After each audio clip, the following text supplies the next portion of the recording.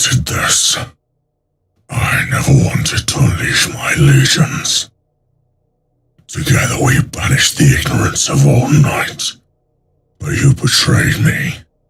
You betrayed us all. You stole power from the gods and lied to your sons. Mankind has only one chance to prosper. If you will not seize it, then I will. So let it be war. From the skies of terror to the galactic rim. Let the seas boil. Let the stars fall. Though it takes the last drop of my blood, I will see the galaxy freed once more. And if I cannot save it from your failure, Father, then let the galaxy burn.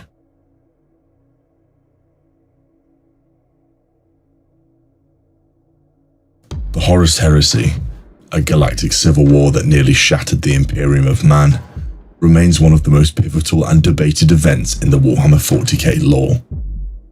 At its heart lies the question, was Horus, the Emperor's favoured son, justified in his rebellion? This question has fueled countless discussions, inspiring novels, games, and a dedicated fanbase eager to dissect the complex motivations and circumstances that led to such a catastrophic conflict. To truly understand the heresy, we must delve into the details surrounding the Great Crusade, the Emperor's ambitions, and the internal struggle of Horus himself.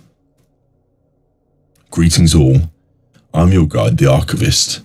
Today I will dive into if Horus was justified in his rebellion against the Emperor. Before we begin, please make sure to like the like and subscribe waypoints down below, so that more people can learn from the archives.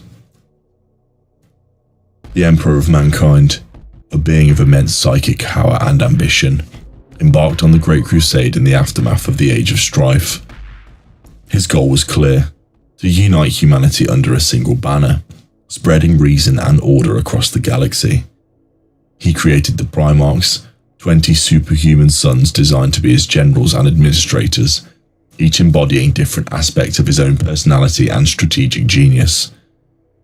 Horus, the first among them to be discovered, quickly rose through the ranks, becoming the Emperor's war master, his most trusted lieutenant, and the embodiment of his vision of a unified Imperium.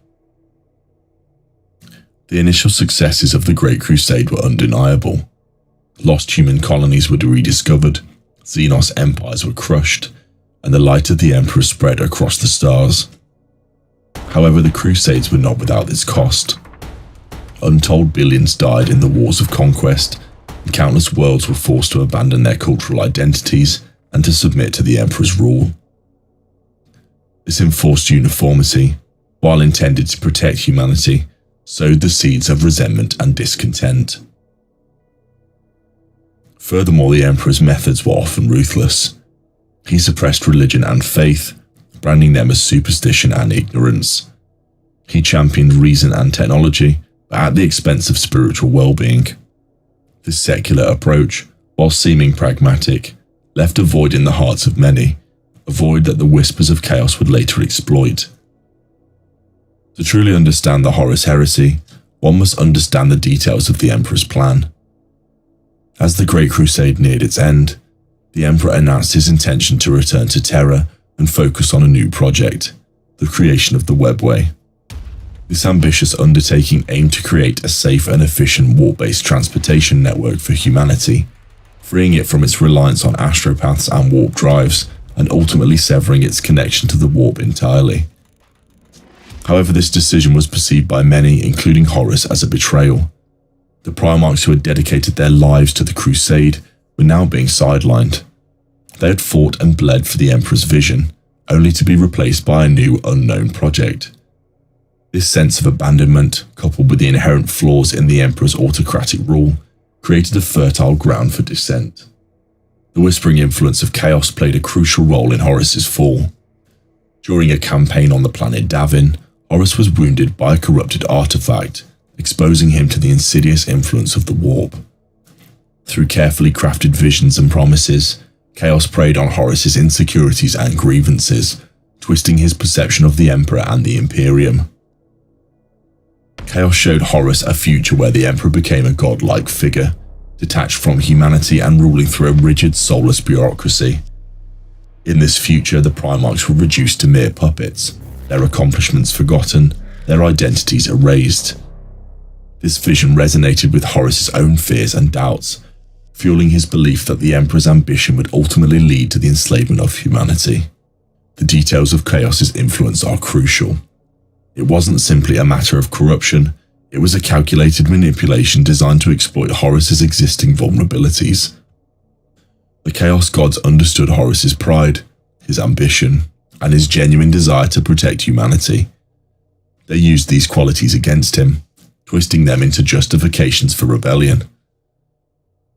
One of the key arguments used to justify Horus's rebellion is the concept of imperial truth. The Emperor had declared that there were no gods, no demons, only science and reason.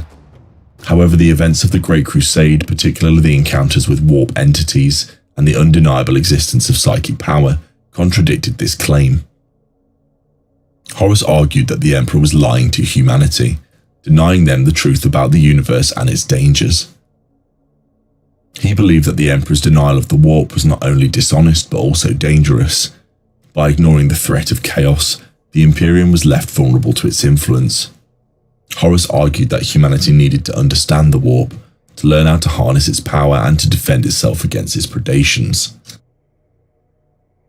Furthermore, Horus believed that the Emperor's autocratic rule was unsustainable. He envisioned a future where the Imperium was governed by a council of Primarchs, each representing a different aspect of humanity and working together to guide its destiny. This vision, while flawed, offered a more decentralized and representative form of government, one that Horus believed would be more resilient and adaptable than the Emperor's singular rule. However, it is important to remember that Horus's rebellion was not solely motivated by altruism. Ambition and pride played a significant role in his decision. He had risen to the pinnacle of power within the Imperium, and the thought of relinquishing that power to the Emperor's Webway project was unbearable.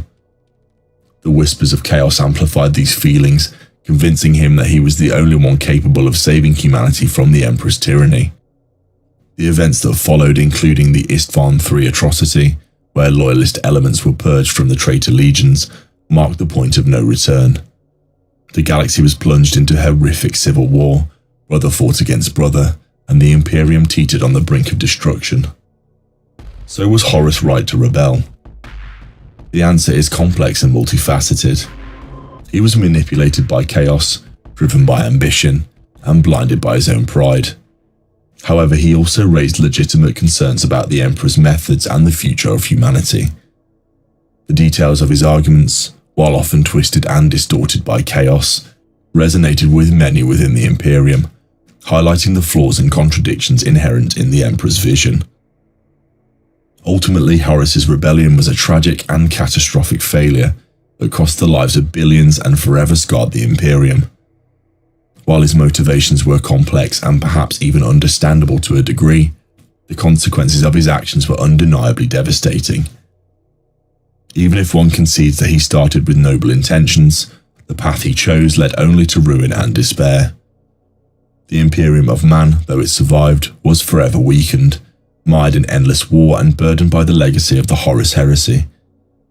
The debate continues, but the scorched worlds and shattered legions serve as a grim reminder of the price of rebellion, no matter how righteous it may seem. And so I have now covered the content for this video, but if there's anything that has been missed, please share them in the comments down below. If you enjoyed this content, please remember to like the like and subscribe waypoints down below. In the grim dark of the far future, there is only war.